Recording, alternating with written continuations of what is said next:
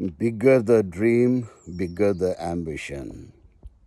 మనము ఉన్నతంగా కలలు కనాలి అంటుంటాము. కలలు కన్నంత మాత్రాన అవి నెరవేరుతాయా? నెరవేరవు గాక నెరవేరవు. యాంబిషన్ అన్నది కూడా పెద్దగా పెట్టుకోవాలి. నాకు 20,000 30,000 జీతం వస్తే సరిపోతుంది అన్నట్టుగా ఉంటే మీరు ఇంటర్మీడియట్ డిగ్రీ పాస్ అయిపోతే సరిపోద్దండి. ఇక ఎక్స్ట్రాగా మనం ఏమి స్కిల్స్ని డెవలప్ చేసుకోవాల్సిన అవసరం లేకుండానే ఆ పైసలు వచ్చేస్తున్నాయి. ఇక రోజువారీ కూలీ చేసే వాళ్ళని చూడండి. నేనేం వాళ్ళని తక్కువ అని చెయ్యను. వాళ్ళ కష్టం వాళ్ళు పడుతున్నారు, మంచిగా చదువు లేదు కాబట్టి రోజుకు 1000 రూపాయలు సంపాదిస్తున్నారండి. సో నెలకు 30 రోజులు 25 రోజులు పని చేసినా కూడా వాళ్ళు 25,000 సంపాదించుకుంటున్నారు.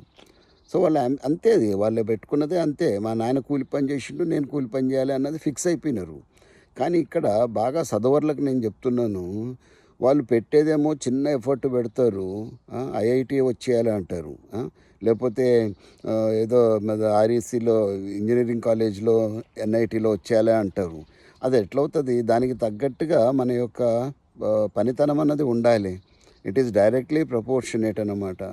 ఇలా మన సివిల్ ఆఫీసర్స్ ఉంటారు కదండి, ఐఏఎస్, ఐపీఎస్, ఐఆర్ఎస్, వీళ్ళందరికీ ఊరికనే వచ్చింది అనుకున్నారా అండి? వాళ్ళు పుస్తకం పురుగులైనారు. రోజుకి 8 గంటలు 10 గంటలు చదివినారు. ఇంకొంతమంది ఇంకా ఎక్కువే చదివినారు. ఎన్నోసార్లు దెబ్బలు తిన్నారు, మళ్ళీ నేర్చుకొని మళ్ళీ ముందుకెళ్ళినారు. అథ్లెట్స్ చూసుకోండి ఎంతమంది అండి. గోల్డ్ మెడల్ తెచ్చుకోవడం అంత ఈజీ ఒలింపిక్స్లో? దానికి తగ్గ శ్రమ వాళ్ళు పడ్డారు. నేను రోజుకి 5 కిలోమీటర్లు నడుస్తాను, నాకు మ్యారథాన్లో గోల్డ్ మెడల్ వచ్చేయాలంటే అవుతుందా? అది కాని పని. కాబట్టి మిత్రులారా, అందరూ గుర్తుపెట్టుకోండి, bigger the dream, bigger the homework అన్నది మనందరం గుర్తుపెట్టుకోవాలి.